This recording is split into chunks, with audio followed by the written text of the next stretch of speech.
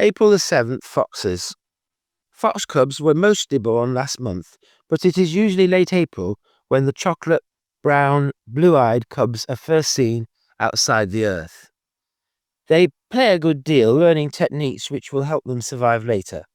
The vixen is very wary, but the cubs get more unruly towards the end of the month, and then there is a better chance of seeing them. A good time to watch is between 8 p.m. and 10 p.m., although they can appear at any time of day.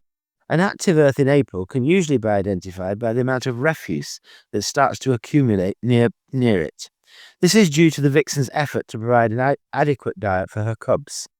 The cubs have rounder faces, smaller ears, and a woollier coat than their parents, as well as a small, pointed tail. Badgers. Badger cubs also emerge this month from their sets. They also play a lot, as most young mammals do, with the adults in this case occasionally joining in the fun. To have any chance of observing this behaviour, it is necessary to arrive at least 1 hour before sunset, find some well-hidden position, and sit quietly at least 10 metres downwind of the set.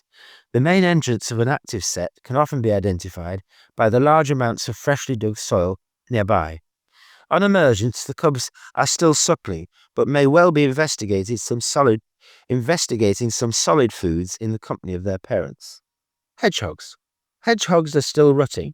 The reproductive organs of the male have grown enormously since hibernation, perhaps reaching as much as 5% of their body weight. Females may be pregnant, gestation lasting a month, unless there has been a cold spell, in which case it is all put on hold and the birth of her family delayed. Hedgehogs are now feeding upon a wide variety of foods. People used to think they milked cows. Pliny describes them as rolling on various fruits and then walking away with the fruit on their spines to eat later. They are definitely accomplished adder killers.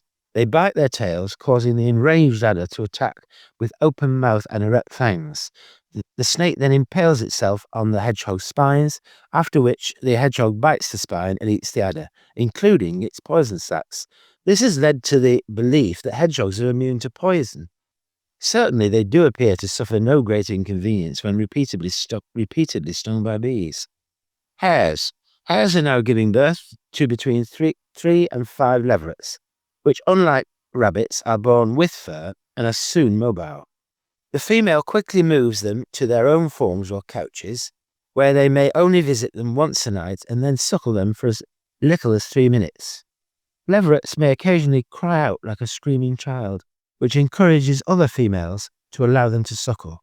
These well-hidden young are still heavily predated upon and highly susceptible to late cold spells. Some may have been born in March, but even so, half will die of exposure or predation by the end of April. Rabbits. Rabbit breeding has been underway for some time, so young rabbits are now commonly seen, particularly at dusk. They are so inexperienced they are easy prey for foxes, badgers, stoats, weasels, rats, and cats. Compared with their parents, they are quite fearless, often leaving their burrow alone, as well as dozing and even falling asleep above ground. However, this does make them the easiest of all young mammals to observe. Even when frightened back into their burrows, you do not have to wait long for them to reappear.